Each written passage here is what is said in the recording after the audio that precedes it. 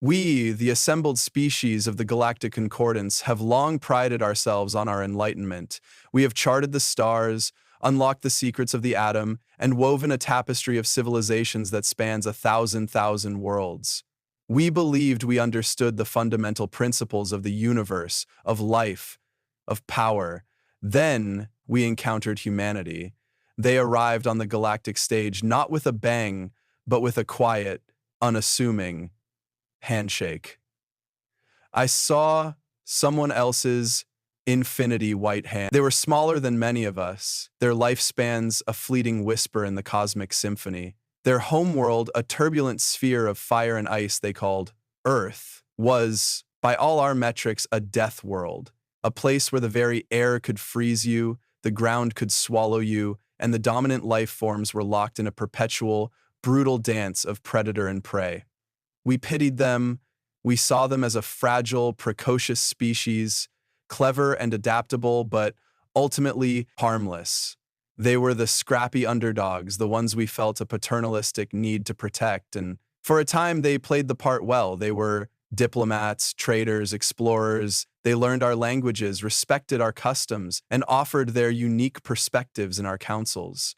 The first hint of something more, something primal, lurking beneath their carefully constructed civility, came during the Gathar incident.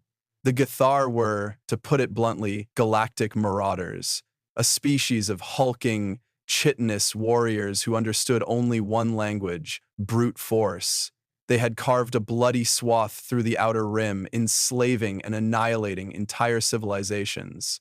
When their fleet of bioships appeared in the skies of Xylos, a peaceful agrarian colony under Concordance protection, we did what we always did. We convened the council, we debated sanctions, we drafted resolutions, and as we talked, Xylos burned.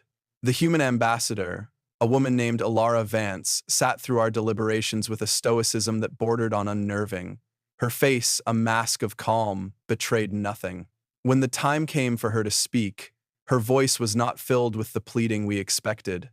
It was cold, clear, and carried a weight that seemed to defy the very laws of physics. "The Concordance has debated for 3 rotations," she stated, her eyes sweeping across the assembly.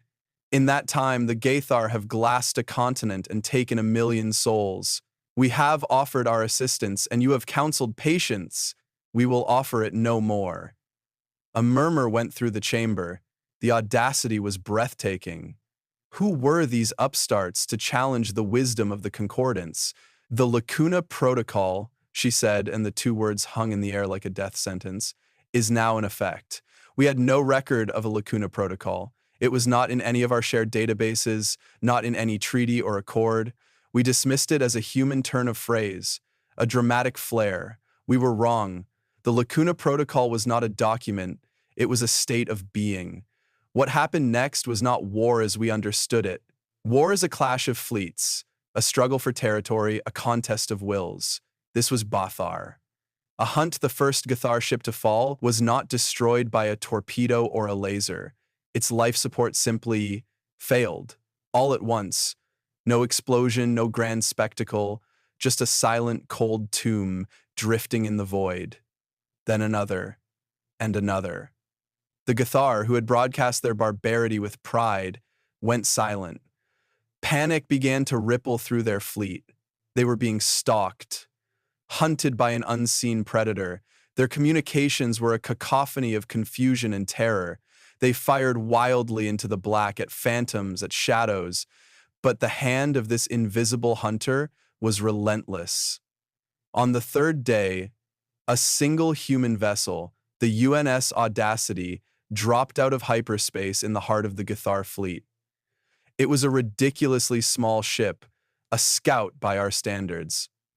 The way they saw it, the Gathar, in their rage and fear, threw everything they had at it. A storm of plasma and kinetic rounds converged on the tiny vessel, and that's when we truly understood. The Audacity didn't explode, it moved. It danced through the storm of death with a predatory grace that was both beautiful and terrifying to behold. It was not a machine. It was an extension of a will, a singular, focused intent. What followed was not a battle. It was a vivisection.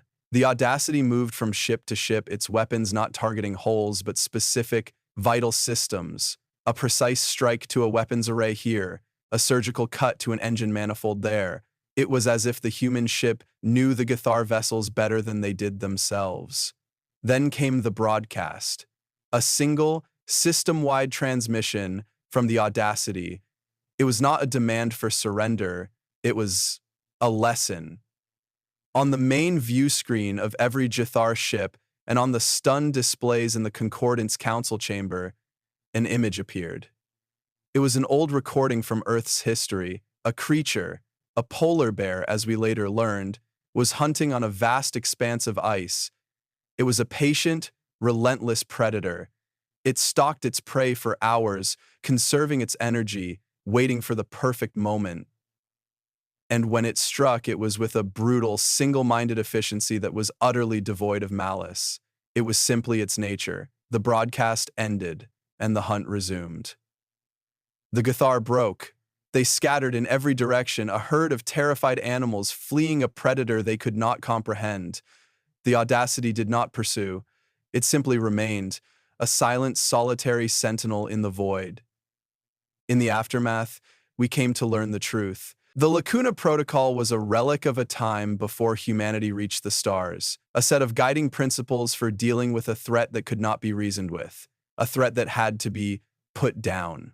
It was a protocol that stripped away the veneer of civilization and unleashed the primal, predatory instincts that had allowed them to survive and thrive on their death world. The humans, we realized, were not just diplomats and traitors.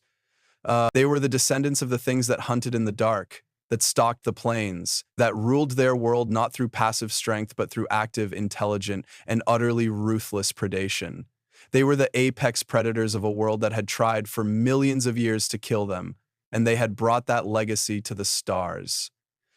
We no longer pity humanity. We do not even fear them in the traditional sense. We watch them, we learn from them, and we are grateful in a way we can barely articulate that this apex predator has chosen to be our friend. For we have seen what happens when they decide something is their prey, and we pray to the silent, uncaring cosmos that we never, ever find ourselves on the wrong side of that hunt. The universe is vast and full of wonders, but the most terrifying and impressive creature in it is not some slavering beast of claws and fangs, is the quiet, unassuming creature that can smile at you, share a meal with you, and then, if necessary, become the reason the dark is something to be feared.